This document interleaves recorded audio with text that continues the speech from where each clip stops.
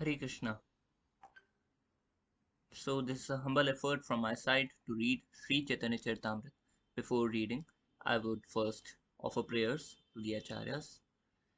Namo Om Vishnupadaya Krishna Preshthaya Putre Srimate Bhaktivedanta Swaminiti Namane Namaste Saraswate Devi Gauravani Pracharine Nirvishesha Shunyavadi Paschatya Deshatarine Namo Om Vishnupadaya Krishna Preshthaya Putre Srimate Gopal Krishna Goswaminiti Namane Prabhupadasya Sahitya Prakash Vitirya Pracharam Kritvan Sat Bhagavad Padaya Te Namo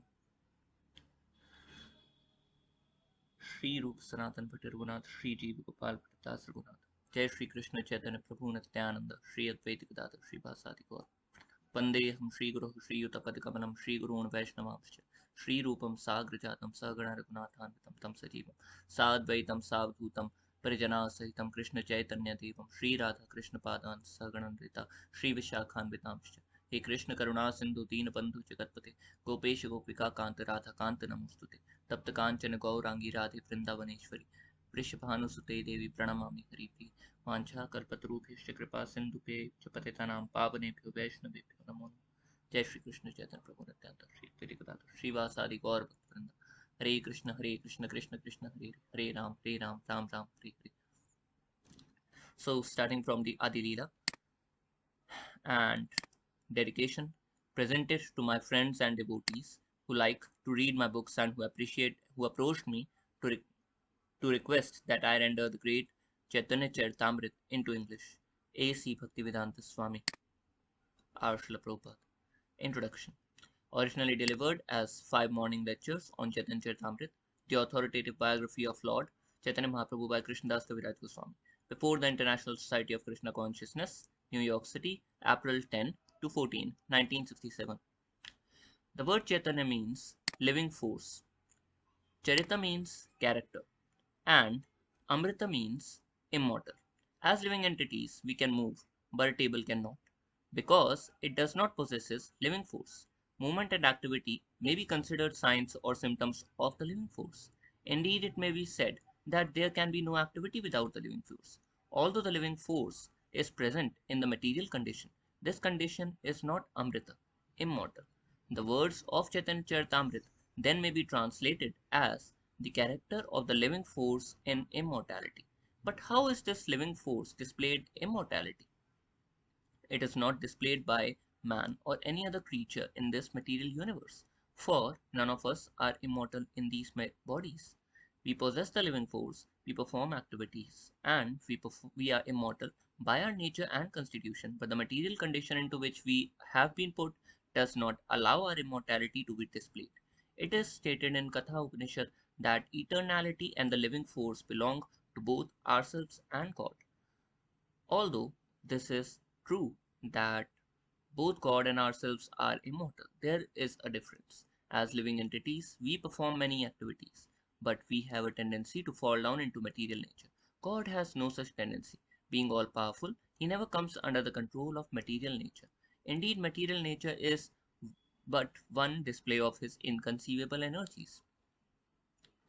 An analogy will help us understand the distinction between ourselves and God. From ground, we may see only clouds in the sky, but if we fly above the clouds, we can see the sun shining. From the sky, skyscrapers, and cities seem very tiny.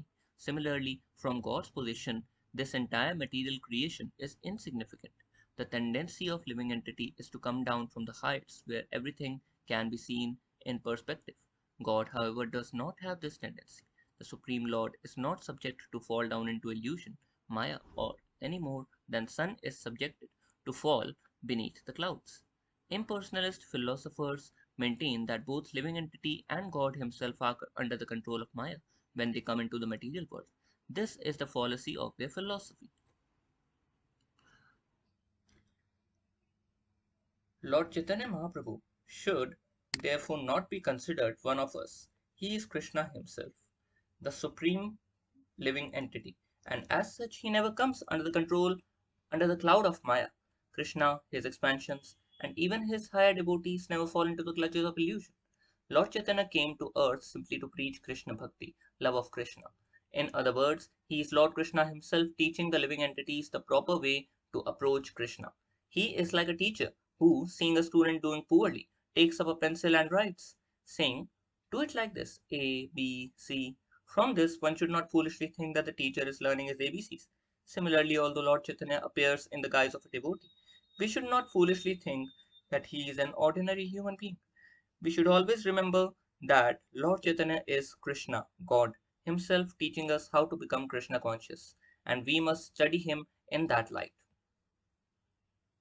In Bhagavad Gita, Lord Krishna says, "Give up all your nonsense and surrender unto me. I will protect you." We say, "Oh, surrender, but I have so many responsibilities." And Maya, illusion, says to us, "Don't do it, or you will be out of my clutches. Just stay in my clutches and I will kick you." It's a fact that we are constantly being kicked by Maya, just as a male ass is kicked in the face by the she ass when he comes for sex. Similarly, cats and dogs are always fighting and whining when they have sex. Even an elephant in the jungle is caught by the use of a trained she elephant who leads him into a pit. We should learn by observing these tricks of nature. Maya has many ways to entrap us, and her strongest shackle is female. Of course, in actuality, we are neither male or female, for these designations refer only to the outer dress, the body. We are all actually Krishna's servants, but in conditioned life we are shackled by iron chains in the form of beautiful women. Thus, every male is bound by sex, and therefore one who wishes to gain liberation from material clutches must first learn to control the sex urge. Unrestricted sex puts one fully in the clutches of illusion. Lord Chaitanya Mahaprabhu officially renounced this illusion at the age of 24, although his wife was 16 and his mother 70, and he was the only male in the family. Although he was a Brahmin and was not rich, he took sannyas, the renounced order of life, and thus extricated himself from the family entanglement. If we wish to become fully Krishna conscious, we have to give up the shackles of Maya. Or, if we remain with Maya, we should live in such a way that we will not be subjected to illusion, as did the many householders among Lord Chaitanya's closest devotees. With his followers in the renounced order, however, Lord Chaitanya was very strict. He even banished Junior Haridas, an important Kirtana leader, for glancing lustfully at women. The Lord told him, "If you are living with me in the renounced order, and yet you are looking at the woman with lust," the devotees of the Lord had appealed to him to forgive Haridas, but he replied, "All of you can forgive him and live with him. I shall live alone." On the other hand, when the Lord learned that the wife of one of his householder devotees was pregnant, he asked that the baby be given certain auspicious name.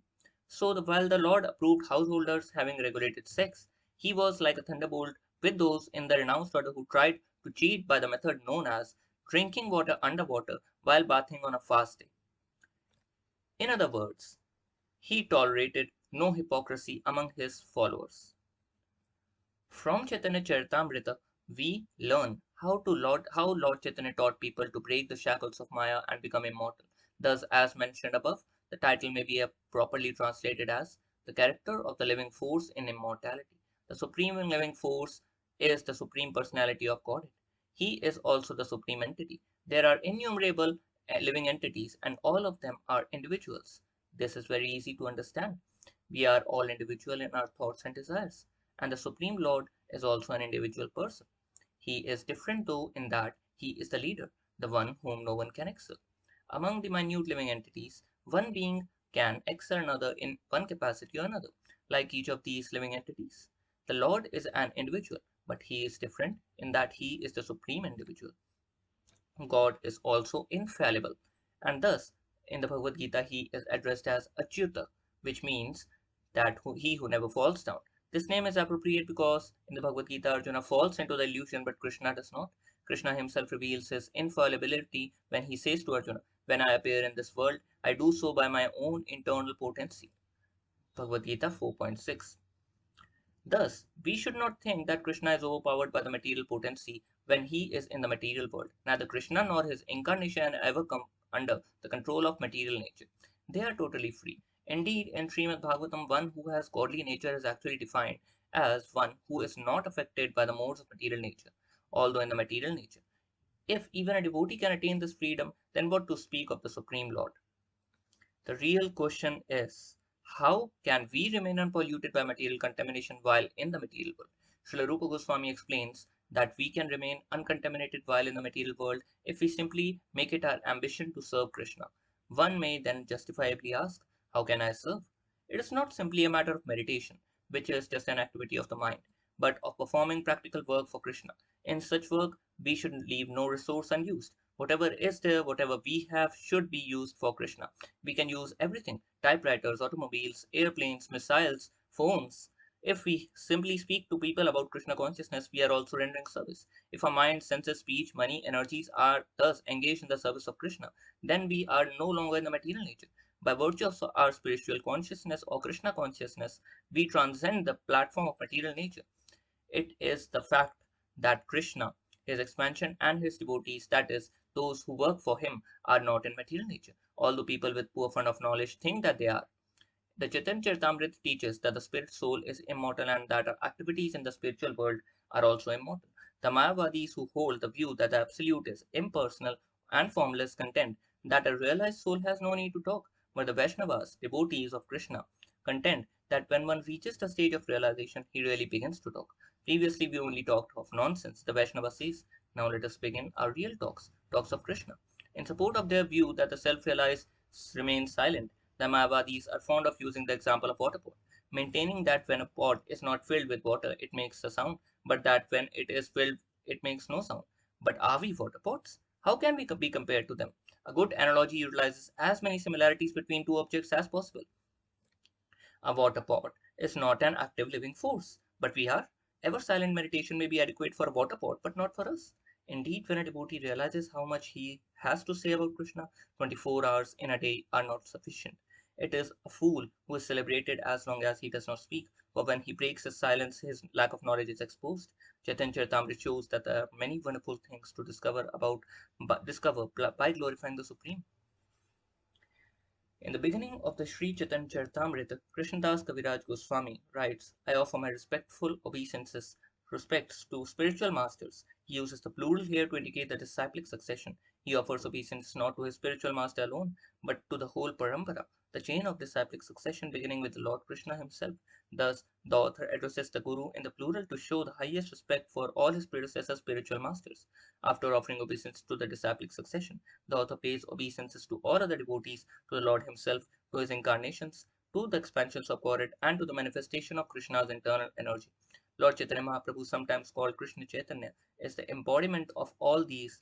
He is God, Guru, devotee, incarnation, internal energy, and expansion of God.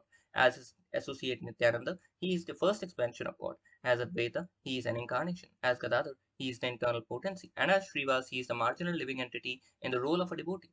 Thus, Krishna should not be thought of as being alone, but should be considered as eternally existing with all his manifestations, as described by Ramanujacharya. In the Vishishta Advaita philosophy, God's energies, expansions, and incarnations are considered to be oneness in diversity.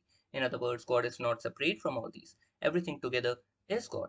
Actuality Actually, the Chaitanya Charitamrita is not intended for a novice, for it is the postgraduate study of the spiritual knowledge. Ideally, one begins with the Bhagavad Gita and advances through the Srimad Bhagavatam to Sri Chaitanya Charitamrita. Although all these great scriptures are on the same absolute level, for the sake of comparative study, the Chaitanya Charitamrita is considered to be the highest platform. On the highest platform, every verse in it is perfectly composed. In the second verse of Chaitanya Charitamrita, the author offers his obeisances to Lord Chaitanya and Lord Nityananda. He compares them to the sun and moon because they dissipate the darkness of the material world. In this instance, the sun and the moon have risen together. In the Western world, where the glories of Lord Chaitanya are relatively unknown, one may inquire, who is Krishna Chaitanya? The author of Chaitanya Charitamrita, Srila Krishnadas Kaviraj, answers that the question in the third verse of this book. Generally in Upanishad, the Supreme Absolute Truth is described in an impersonal way, but the personal aspect of the Absolute Truth is mentioned in Upanishad, where we find the following verse. हिरण्मयेन पात्रेण सत्यसा अपाहितं मुखं तत् त्वं पूषान अपावृणु सत्यधर्माय दृष्टये. O my Lord, sustainer of all that lives, your real face is covered by your dazzling effulgence. Kindly remove that covering and exhibit yourself to your pure devotee. Sri Upanishad 15. The impersonalists do not have the power to go beyond the effulgence of the God and arrive the personality of Godhead, from whom his effulgence is emanating. The Upanishad is a hymn to that personality of Godhead. It is not that the impersonal Brahman is denied, it is also described, but that Brahman is revealed to be the glaring effulgence of the body of Lord Krishna. And in the Chaitanya Charitamrita, we learn that Lord Chaitanya is Krishna himself. In other words, Sri Krishna Chaitanya is the basis of impersonal Brahman. The Paramatma, or Supersoul, who is present within the heart of every living entity, within every atom of the universe, is but the partial representation of Lord Chaitanya. Therefore, Sri Krishna Chaitanya, being the basis of both Brahman and all pervading Paramatma as well, is the Supreme Personality of Godhead.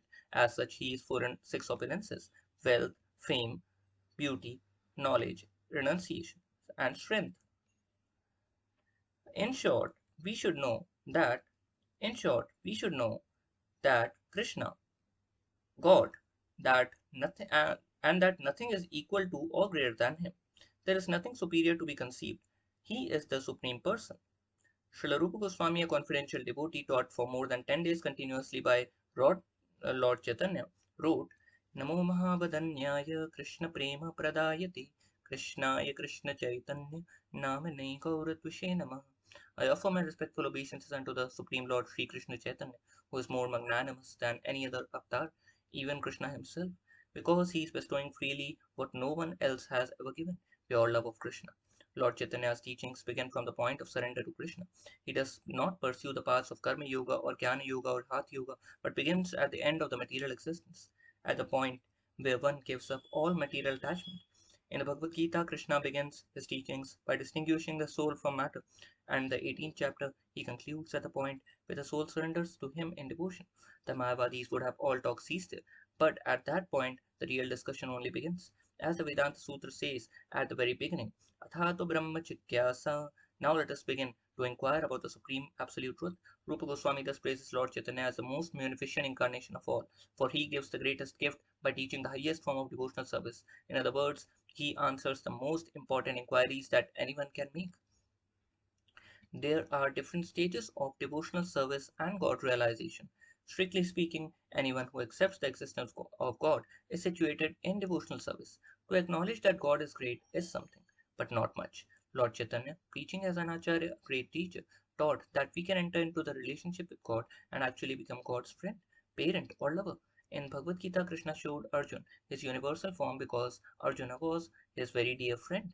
Upon seeing Krishna as the Lord of the universes, however, Arjuna asked Krishna to forgive the familiarity of his friendship.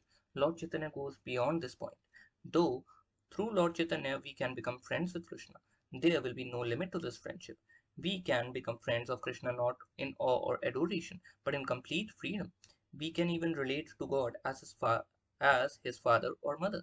This is the philosophy of not only Chaitanya Charitamrita but of Srimad Bhagavatam as well. There are no other scriptures in the world in which God is treated as the son of a devotee. Usually, God is seen as the Almighty Father who supplies the demands of all his sons. The great devotees, however, sometimes treat God as a son in their execution of devotional service. The son demands, and the father and mother supply, and in supplying Krishna, the devotee becomes like a father or mother.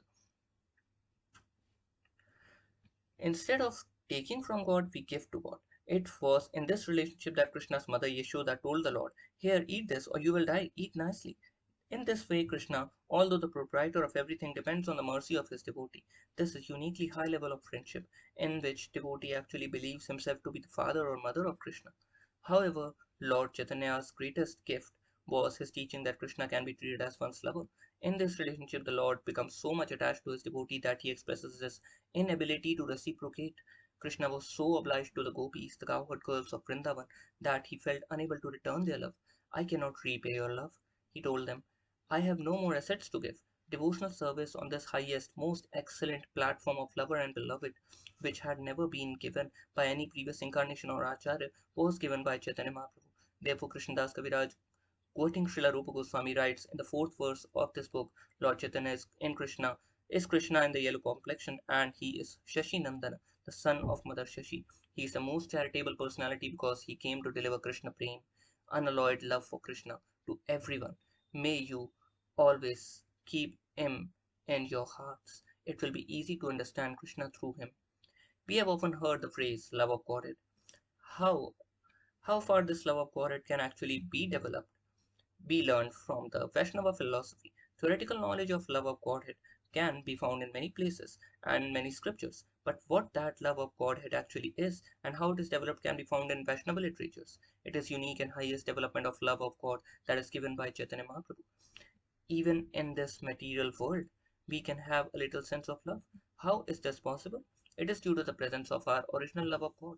Whatever we find within the experience, within this conditioned life, is situated in the Supreme Lord, who is the ultimate source of everything.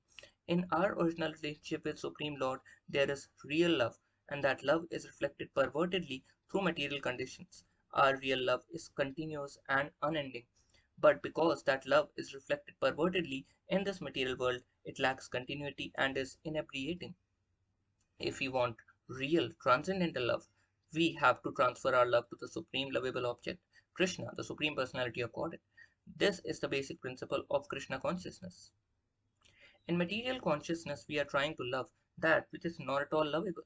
We give our love to cats and dogs, running the risk that at the time of death we may think of them and consequently take birth in the family of cats or dogs. Our consciousness at the time of death determines our next life. That is one reason why Vedic scriptures stress the chastity of woman. If a woman is very much attached to her husband at the time of death, she will think of him, and the next life she will be promoted to a man's body. Generally, a man's life is better than a woman's because a man usually has better facilities for understanding the spiritual science.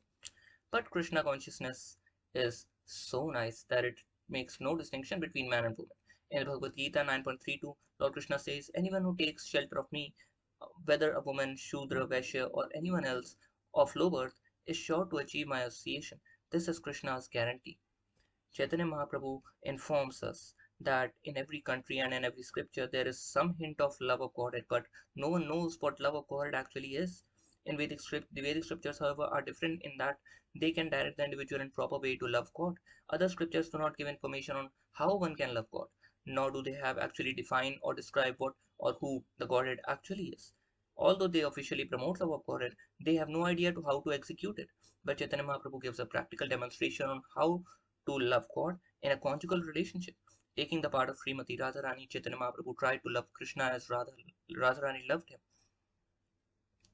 Krishna was always amazed by Radharani's love. How does Radharani give me such pleasure? He would ask. In order to study Radharani, Krishna lived in her role and tried to understand himself. This is the secret of Lord Chaitanya's incarnation. Chaitanya Mahaprabhu is Krishna, but he has taken the mood and role of Radharani to show us how to love Krishna. Thus the author writes in the fifth verse, I offer my respectful obeisances unto Supreme Lord, who is absorbed in Radharani's thoughts. This brings up the question of who Srimati Radharani is and what Radha Krishna is. Actually, Radha Krishna is the exchange of love, but not ordinary love. Krishna has immense potencies, of which three are principal: the internal, the external, and the marginal potencies. The internal potency are three divisions: Samvit, Alhadini, and Sandhini. The Alhadini potency is Krishna's pleasure potency. All living entities have this pleasure seeking tendency, for all beings are trying to have pleasure. This is the very nature of the living entity. At present, we are trying to enjoy our pleasure potency by means of body in a material condition. By bodily contact, we are attempting to derive pleasure from the material sense objects. But we should not entertain the nonsensical idea that Krishna, who is always spiritual, also tries to seek pleasure on this material plane. In the Bhagavad Gita, Krishna describes the material universe as non-permanent place full of miseries. Why then would he seek pleasure in matter? He is Super Soul, the Supreme Spirit, and his pleasure is beyond the material conception. To learn how Krishna enjoys pleasure, we must study the first nine cantos of Srimad Bhagavatam, and then we should study the 10th canto, in which Krishna's pleasure potency is displayed in his pastimes with Radharani and the damsels of Braja. Unfortunately, unintelligent people turn at once to the sports of Krishna in the Dashama Skanda, the 10th canto. Krishna's embracing Radharani or his dancing with the cowherd girls in the Rasa dance are generally not understood by original ordinary men because they consider these pastimes in the light of mundane lust. They foolishly think that Krishna is like themselves and that he embraces the gopis just as the ordinary man embraces a young girl. Some people thus become interested in Krishna because they think that his religion allows indulgence in sex. This is not Krishna Bhakti or love of Krishna, but Prakrit Sahajya, materialistic lust. To avoid such errors, we should understand what Radha Krishna actually is. Radha and Krishna display their pastimes through Krishna's internal energy. The pleasure potency of Krishna's internal energy is most difficult subject matter, and unless one understands what Krishna is, one cannot understand it. Krishna does not take any pleasure in this material world, but he has the pleasure potency. Because we are part and parcel of Krishna, the pleasure potency is within us also. but we are trying to exhibit that pleasure potency in matter. Krishna, however, does not make such a vain attempt. The object of Krishna's pleasure potency is Radharani. Krishna exhibits his potency as Radharani and then engages in loving affairs with her. In other words, Krishna does not take pleasure in this external energy, but exhibits his internal energy, his pleasure potency, as Radharani and then enjoys with her. Thus, Krishna manifests himself as Radharani in order to enjoy his internal pleasure potency. Of the many extensions, expansions, and incarnations of Lord, this pleasure potency is the foremost and chief. It is not that Radharani is separate from Krishna. Radharani is also Krishna, for there is no difference between the energy and the energetic. Without energy, there is no meaning to the energetic, and without energetic, there is no energy. Similarly, without Radha, there is no meaning to Krishna, and without Krishna, there is no meaning to Radha. Because of this, the Vaishnava philosophy first of all pays obeisances to and worships the internal potency of the Supreme Lord. Thus, the Lord and his potency are always referred to as Radha Krishna. Similarly, those who worship Narayana first of all utter the name of Lakshmi as Lakshmi Narayana. Similarly, those who worship Lord Ram first of all utter the name of Sita. In any case, Sita, Ram, Radha, Krishna, Lakshmi, Narayan, the potency always comes first. Radha and Krishna are one, and when the Krishna desires to enjoy the pleasure, he manifests himself as Radharani. The spiritual exchange of love between Radha and Krishna is actual display of Krishna's internal pleasure potency, although we speak of when Krishna desires. Just when he did desire, we cannot say. We only speak in this way because in conditioned life, we take it that everything has a beginning. However, in spiritual life, everything is absolute, and so there is neither beginning nor end. Yet, in order to understand that Radha and Krishna are one and that they also become divided, the question when automatically comes to mind. When the Krishna desired to enjoy his pleasure potency, he manifested himself in the separate form of Radharani. And when he wanted to understand himself through the agency of Radha, he united with the Radharani, and that unification is called Lord Chaitanya. This is all explained by Srila Krishnadas Kaviraj Goswami in the 5th verse of Chaitanya Charitamrita.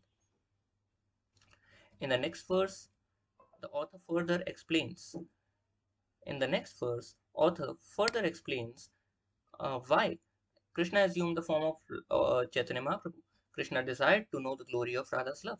Why is she so much in love with me? Krishna asked. That is my special qualification. What is my special qualification that attracts her so? And what is the actual way in which she loves me? It seems strange that Krishna as the Supreme should be attracted to anyone's love. A man searches after the love of woman because he is imperfect. He lacks something. The love of woman, that potency and the pleasure is absent in man, and therefore man wants a woman. But this is not the case with Krishna, who is full in himself. Thus, Krishna expresses surprise. Why am I attracted by Radharani? And when Radharani feels my love, what is she actually feeling? To taste the essence of the loving exchange, Krishna made his appearance in the same way that moon appears on the horizon of the sea. Just as the moon was produced by the churning of the sea, by the churning of the spiritual loving affairs of the moon of Chaitanya Mahaprabhu appeared. Indeed, Lord Chaitanya's complexion was golden, just as the luster of moon. Although this is a figurative language, it conveys the meaning behind the appearance of Chaitanya Mahaprabhu. The full significance of his appearance will be explained in the later chapters. After offering respects to Lord Chaitanya, Krishnadas Kaviraj begins offering them to Lord Nityananda. In the 7th verse of Chaitanya Charitamrita, the author explains that Lord Nityananda is Balaram, who is the origin of Mahavishnu. Krishna's first expansion is Balaram, a portion of whom is manifested as Sankarshan, who then expands as Pradyumna. In this way, so many expansions takes place. Although there are many expansions, Lord Sri Krishna is the origin, as confirmed in the Brahma Samhita. He is like the original candle from which many thousands and millions of candles are lit. Although any number of candles can be lit, the original candle still retains its identity as the origin. In this way, Krishna expands himself into so many forms, and all these expansions are called Vishnu Tattva. Vishnu is the large light, and we are all small lights, but all are expansions of Krishna.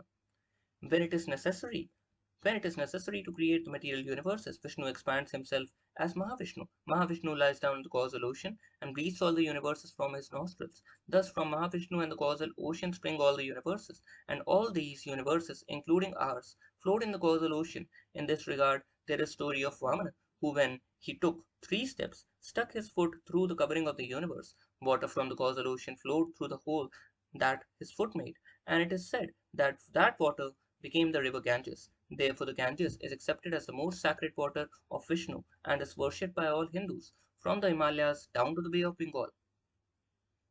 Mahavishnu is actually an expansion of Balaram, who is Krishna's first expansion, and in Vrindavan pastimes, his brother. In the Mahamantra, Hare Krishna, Krishna Krishna, Hare Hare, Hare Rama, Rama Rama, Hare Hare, the word Ram refers to Balaram. Since Lord Nityananda is Balaram, Ram also refers to Lord Nityananda. Thus, Hare Krishna, Hare Rama addressed not only to Krishna and Balaram, but Lord Chaitanya and Lord Nityananda as well. The subject matter of Chaitanya Charitamrita primarily deals with what is beyond this material creation. The cosmic material expansion is called Maya, illusion, because it has no eternal existence, because it sometimes manifested and sometimes not. It is regarded as illusory. But beyond this temporary manifestation is a higher nature as indicated in the Bhagavad Gita 8.20. परस्तस्मात् तु भावो अन्यो अव्यक्तो अव्यक्तात् सनातनः यः स सर्वेषु भूतेषु नाश्यात्सु न विनश्यति. Yet there is another unmanifested nature, which is eternal and is transcendental to this manifested and unmanifested matter. It is supreme and is never annihilated. When all this world is annihilated, that part remains as it is. The material world has a manifested state, vyakta, and a potential, unmanifested state, avyakta. The supreme nature is beyond both the manifested and unmanifested material nature. This superior nature can be understood as the living force, which is present in the bodies of all living creatures. The body itself is composed of inferior nature, matter, but it is the superior nature that is moving the body. The symptom of that superior nature is consciousness. Thus, in the spiritual world, there where everything is composed of superior nature, everything is conscious. In the material world, there are inanimate objects that are not conscious, but in the spiritual world, nothing is inanimate. There a table is conscious, land is conscious, trees are conscious. Everything is conscious. It is not possible to imagine how far this material manifestation extends. In the material world, everything is calculated by imagination or by some imperfect method. But the Vedic literatures give real information of what lies beyond the material universe.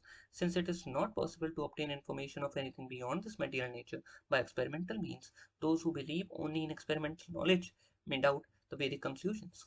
For such people cannot even calculate how far this universe extends, nor can they reach far into the universe itself. That which is beyond our power of conception is called achintya, inconceivable. It is useless to argue or speculate about the inconceivable. If something is truly inconceivable, it is not subject to speculation or experimentation. Our energy is limited and our sense perception is limited. Therefore, we must rely on the Vedic conclusions regarding that subject matter which is inconceivable. Knowledge of the superior nature must simply be accepted without argument. How is it possible to argue about something to which we have no access? The method for understanding transcendental subject matter is given by Lord Krishna himself in the Bhagavad Gita, where Krishna tells Arjuna at the beginning of the fourth chapter, Imam vivasvate yogam proktavanaham avyayam vivasvanamanave praha manurikshvake abravit. I instructed this imperishable science of yoga to the sun god, Vivasvan, and the Vivasvan instructed it to Manu, the father of mankind, and Manu in turn instructed it to Ikshvaku. This is the method of parampara, or disciplic succession. Similarly, Srimad Bhagavatam explains that Krishna imparted knowledge into the heart of Brahma, the first created being within the universe. Brahma imparted those lessons to his disciple Narada, and Narada imparted the knowledge to his disciple Vyasadeva. Vyasadeva imparted to the Madhvacharya, and from Madhvacharya the knowledge came down to Madhvendra Puri, and then to Ishwar Puri, and from him to Chaitanya Mahaprabhu. One may ask that if Chaitanya Mahaprabhu is Krishna himself, then why did he need a spiritual master? Of course, he did not need a spiritual master, but because he was playing the role of Acharya, one who teaches by example, he accepted a spiritual master. Even Krishna himself accepted a spiritual master, for that is the system. In this way, the Lord sets an example for men. We should not think, however, that Lord takes a spiritual master because he is in want of knowledge. He is simply stressing the importance of accepting the discipling succession. The knowledge taught in the disciplic succession actually comes from the Lord himself, and if the knowledge descends unbroken, it is perfect. Although we may not be in touch with the original personality who first imparted the knowledge, we may receive the same knowledge through this process of transmission. In Srimad Bhagavatam, it is stated that Krishna, the Absolute Truth, the personality of Godhead, transmitted the transcendental knowledge into the heart of Brahma. This, then, in the way, is one way knowledge is received through the heart. Thus, there are two processes by which one can receive knowledge. One depends directly on the Supreme Personality of Godhead, who is situated as Supersoul within the heart of all living entities, and other depends on the Guru, upon the Guru or spiritual master, who is an expansion of Krishna. Thus, Krishna transmits information both from within and without. We simply have to receive it. If knowledge is received in this way, It doesn't matter whether it is inconceivable or not. In Srimad Bhagavatam, there is great deal of information given about the Vaikuntha planetary systems, which are beyond the material universe. Similarly, great deal of inconceivable information is given in Chaitanya Charitamrita. Any attempt to arrive at this information through experimental knowledge will fail. The knowledge simply has to be accepted. According to the Vedic method, Shabd or transcendental sound is regarded as evidence. Sound is very important in Vedic understanding, for if it is pure, it is accepted as authoritative. Even in the material world, we accept a great deal of information sent thousands of miles by telephone or radio. In this way, we also accept the sound as evidence in our daily lives. Although we cannot see the informant, we accept this information, his information, as valid on the basis of sound. Sound vibration, then, is very important in the transmission of Vedic knowledge. The Vedas inform us that beyond the cosmic manifestation, there are extensive planets in the spiritual sky. This material manifestation is regarded as only a small portion of the total creation. The material manifestation includes not only this universe, but innumerable others as well. But all the material universes combined constitute only one-fourth of the total creation. The remaining three-fourths is situated in the spiritual sky. In that sky, innumerable planets float, and these are called Vaikuntha Lokas. In every Vaikuntha Loka, Narayan presides with his four expansions, Sankarshan, Pradyumna, Anirudh, and Vasudev. This Sankarshan states Krishnadas Kaviraj Goswami in the 8th verse of Chaitanya Charitamrita is Lord Nityananda. As stated before, the material universes are manifested by the Lord in the form of Mahavishnu, just as husband and wife combine to beget offspring. Mahavishnu combines with his wife, Maya, or material nature. This is confirmed in the Bhagavad Gita, where Krishna states, Sarvayonishu Kaunteya Murtaya Sambhavantiya Tasham Brahma Mahatyonin Am Bija Pradapita. It should be understood that all species of life, O son of Kunti, are made possible by birth in this material nature, and that I am the seed-giving father. Vishnu impregnates Maya, the material nature, simply by glancing at her. This is the spiritual method. Materially, we are limited to impregnating by only one particular part of our body, but the Supreme Lord Krishna or Mahavishnu can impregnate by any part. Simply by glancing at the Lord can conceive countless living entities in the womb of material nature. The Brahma Samhita confirms that spiritual body of the Supreme Lord is so powerful that any part of his body can perform the functions of any other part. We can touch only with our hands or skin, but Krishna can touch just by glancing. We can see only with our eyes. We cannot touch or smell with them. Krishna, however, can smell and also eat with his eyes.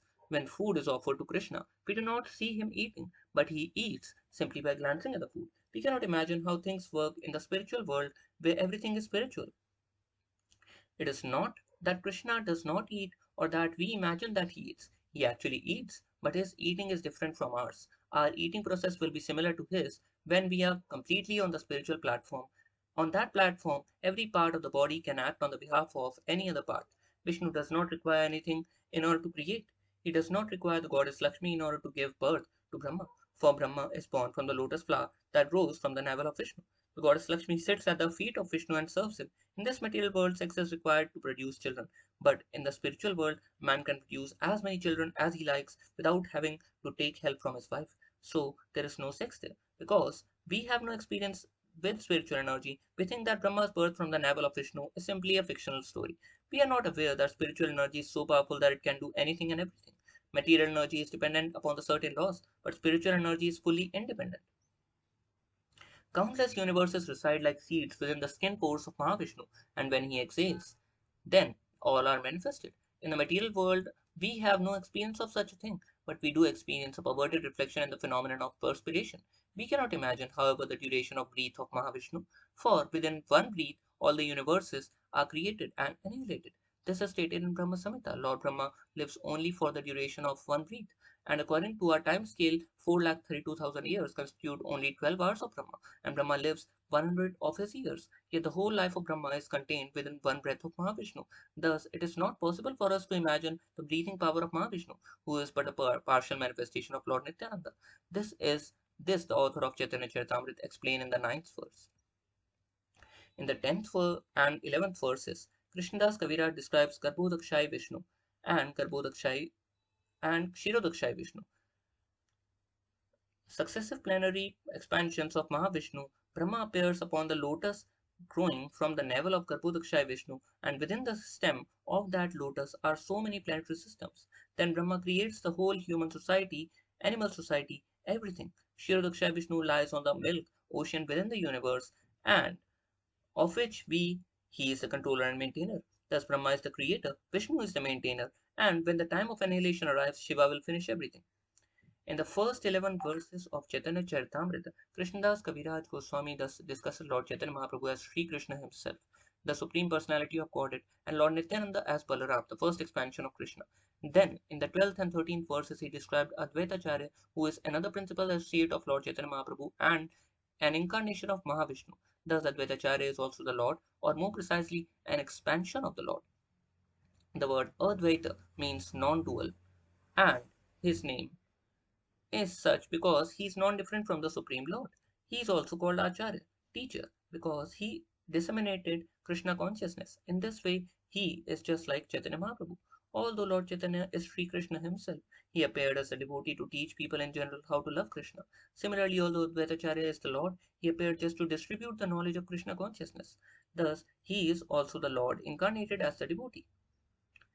In the pastimes of Lord Chaitanya, Krishna is manifested in five different features known as Panchatattva, to whom Srila Krishnadas Kaviraj offers his obeisances in the 14th verse of Chaitanya Charitamrita. Krishna and his associates appear as devotee of the Supreme Lord in the form of Sri Krishna Chaitanya, Sri Nityanand Prabhu, Sri Advaita Acharya, Sri Gadadhar Pandit, and Srivas Prabhu. In all cases, Chaitanya Mahaprabhu is the source of energy for all his devotees. Since this is the case, if we take shelter of Chaitanya Mahaprabhu for the successful execution of Krishna consciousness, we are sure to make progress. In the devotional song, Narottam Das Thakur sings, "My dear Lord Chaitanya, please have mercy upon me. There is no one more who is as merciful as you. My plea is most urgent because your mission is to deliver all fallen souls, and no one is more fallen than I. Therefore, I beg priority." With verse 15, Krishnadas Kaviraj Goswami begins offering his obeisances directly to Krishna himself. Krishnadas Kaviraj Goswami was an inhabitant of Vrindavan and a great devotee. He had been living with his family in Katwa, a small town in the district of Burdwan in Bengal.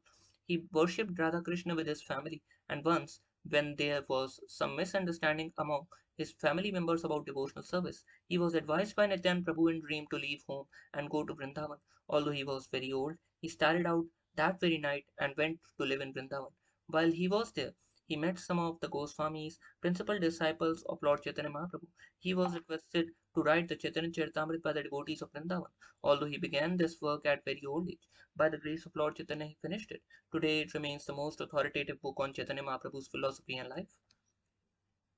When Krishnadas Kaviraj Goswami was living in Vrindavan, there were not very many temples. At that time, three principal temples were those of Madan Mohan, Govindaji, and Gopinath. As a resident of Vrindavan, Krishnadas Kaviraj offers his respect to deities in these temples and requests God's favor. My progress in spiritual life is very slow, so I am asking your help. In the 15th verse of Chaitanya Charitamrita, Krishnadas Kaviraj Goswami offers his obeisances to Madan Mohan Vigraha, the deity who can help us progress in Krishna consciousness. In the execution of the Krishna consciousness, our first business is to know Krishna and our relationship with Him. To know Krishna is to know oneself, and to know oneself is to know one's relationship with Krishna.